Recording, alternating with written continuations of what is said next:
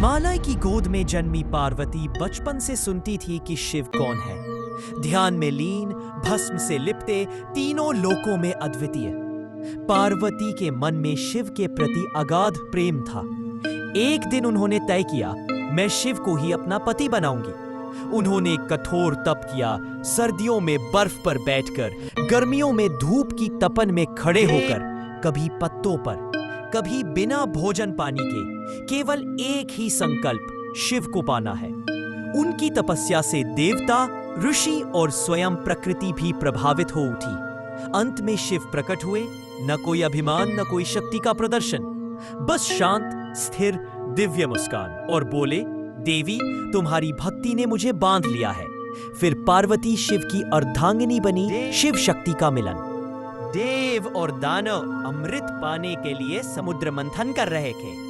पहली वस्तु जो निकली वह अमृत नहीं, बल्कि भयानक हलाहल विष था, जो तीनों लोकों को जला सकता था। देवता भागे, ऋषि भागे, दानव भागे, सभी डरे हुए थे।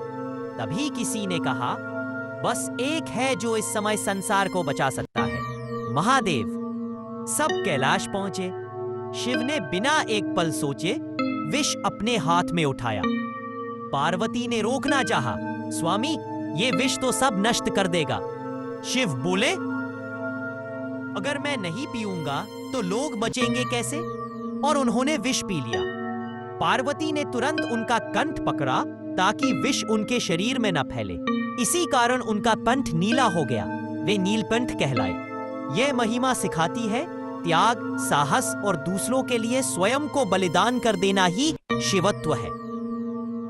एक बार एक गरीब किसान था, न धन न साधन, फिर भी हर दिन शिवलिंग पर जल चढ़ाता था, कभी कभी सिर्फ एक मुट्ठी नदी का पानी लाकर। एक दिन सूखे की वजह से गांव में पानी खत्म हो गया। लोग कुओं पर लड़ने लगे, बोतलें छिपाने लगे, पर किसान ने सोचा, आज शिव को क्या दूंगा। वह निडर होकर पर्वत पर चढ़ा। उसे कहीं भी पानी न मिला, थककर बैठ गया और रो पड़ा। उसके आंसू शिवलिंग पर गिरे और तभी आकाश में घनघोर बादल छा गए। बारिश शुरू हुई, धरती तरबतर हो गई। किसान हैरान, तभी एक दिव्य स्वर आया, भक्त, श्रद्धा पानी से बड़ी होती है। यही शिव की महिमा है, वे भावना देखते हैं, वस्तु नहीं। कहते हैं, जब दुनिया में अंधेरा बढ़ जाता है तो शिव स्वयं शांत नहीं रहते। एक रात जब पूरा आकाश लाल हो गया था, सितारे कांप रहे थे और दूर दूर तक धुआं फैला था।